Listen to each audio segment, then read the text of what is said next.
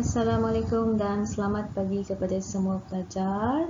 Harapkan pelajar semua sehat-sehat dan bersedia untuk topik kita pada hari ini. Pada hari ini kita akan masuk satu bidang yang baru, bab 2, iaitu bidang seni halus, tajuk seni lukisan. So mari kita tengok. Untuk hari ini kita cuma akan cover bahagian sejarah seni lukisan tempatan.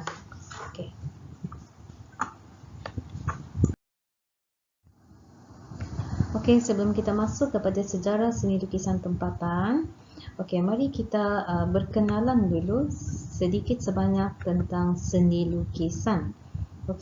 Apa yang pelajar faham dengan seni lukisan? Seni lukisan di negara kita telah lebih menjurus kepada karya seni yang berasaskan media kering.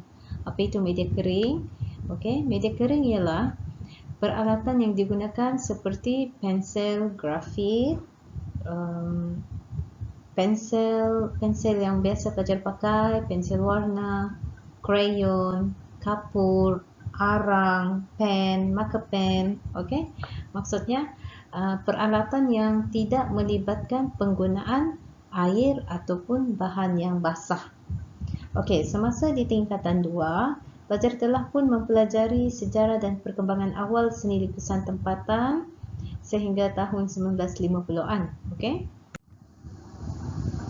Dan perkembangan ini mengalami evolusi yang sesuai dengan perkembangan dari segi gaya, aliran, media dan teknik. Teknologi masa kini telah pun memberi kesan dan menyemarakkan bidang lukisan. Gabungan media dan teknik konvensional seperti digital telah menghasilkan karya lukisan kontemporari. Ciptaan pelbagai tablet, contoh macam iPad, dan perisian komputer seperti Adobe Photoshop, dan ada banyak lagi perisian, berjaya menghasilkan buku lakaran yang bersifat elektronik. Maksudnya dari segi penggunaan pen pun dia guna pen yang elektronik. Dia macam ada tab, bila kita lukis, dia terus menghasilkan lukisan di atas tablet atau komputer. Dia bukan lagi guna kertas. Itu juga merupakan salah satu perkembangan seni lukisan. Mari kita masuk kepada topik yang sangat penting hari ini.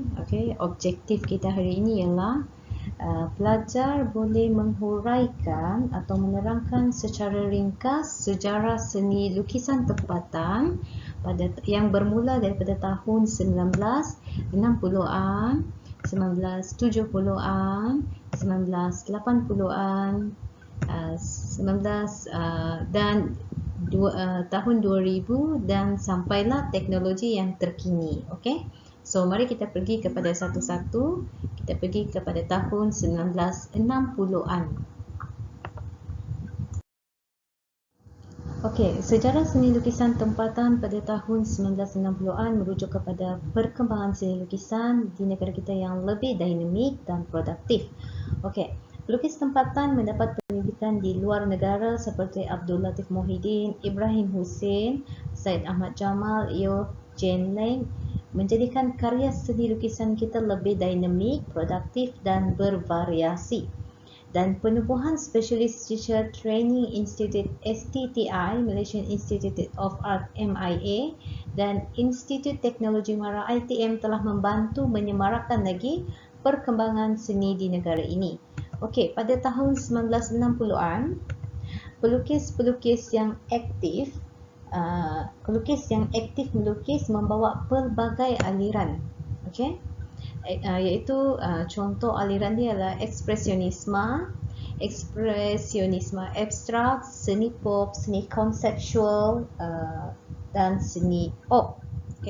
Nanti kita akan pergi satu persatu apakah yang dimaksudkan dengan aliran tersebut.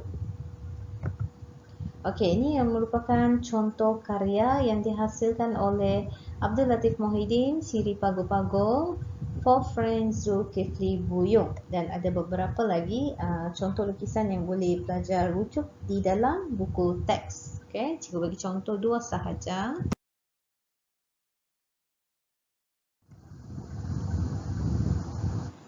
Okey, pada tahun 1970-an, perkembangan seni visual tanah air lebih berteraskan kepada identiti kebangsaan dan estetika Islam.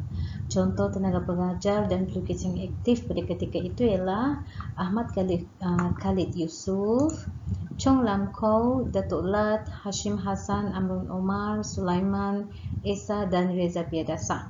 Okey, kalau Datuk Lat ni dia memang sangat feminim dalam masyarakat kita sebab dia famous dengan karya Kampung Boy. Okey, dan kemudian Amran Omar memulakan karya siri pertarungan semasa masih menuntut di Institut Teknologi Mara. Okey, pada tahun 1980-an muncul pelukis yang memperlihatkan kepelbagaian style dalam seni lukisan. Mereka cuba mencari identiti yang mencerminkan kepribadian dan nilai agama, bangsa, masyarakat, budaya dan warisan pada ketika itu. Contoh yang pelukis terkenal pada ketika itu ialah Awang Gamid, Hasnul Jamal dan Tajuddin Ismail. Dan pada tahun 1989 lahir kumpulan Mata Hati yang mana matlamat kumpulan untuk berdiskusi, bertukar-tukar fikiran dan mencari idea serta menggalakkan interaksi dengan bidang seni yang lain. Dan pada tahun 1990-an, pelbagai lagi pendekatan dan style seni lukisan yang diketengahkan.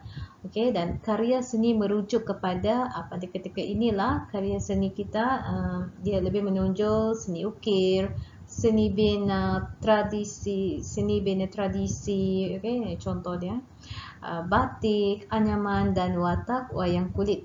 Dan bidang seni diangkat martabat apabila Syed Ahmad Jamal dianugerahkan Hadiah Seni Negara tahun 1995 yang membawa gelaran Seniman Negara. Okey, inilah contoh lukisan Harun Mokhtar dari seni bina, Yusuf Ghani siri wayang. Dan pada tahun 2000 dan sampailah sekarang masih mengekalkan penggunaan media kering. Okay? Maksudnya seni lukisan ni dia masih kekal dengan media kering. Karya yang lebih menjurus kepada realisme. Okay, realisme ni ialah apa? Satu aliran lukisan yang nampak. Contoh kalau kita mau lukis potret, dia real lah muka tu. Okay? Ni ialah Adif 2017, Latif Maulan, Roni Langkah Pendekar pada tahun 2013. Ini ialah contoh pengkarya yang terkenal pada ketika itu ialah Abdul Latif Maulan, Roni Muhammad dan Marvin Chun. Okey, so untuk hari ini kita cuma berkenalan dengan sejarah seni lukisan tempatan, dan pada minggu depan kita akan lebih fokus kepada karya lukisan kontemporari.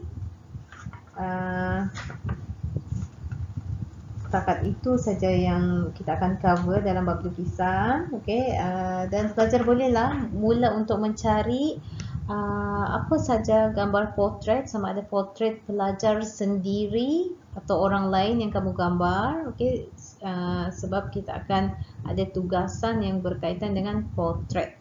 Okey, untuk minggu ini cukup untuk pelajar buat satu peta bui atau peta alir yang merujuk kepada sejarah seni lukisan tempatan. Untuk yang tidak dapat menonton video, pelajar bolehlah rujuk lampiran buku teks dan juga lampiran nota PDF yang akan cikgu share juga di dalam grup. Okey, so terima kasih yang menonton. Jangan lupa tinggalkan kamu punya nama, komen ya, komen nama dan kelas kepada pelajar yang telah menonton video.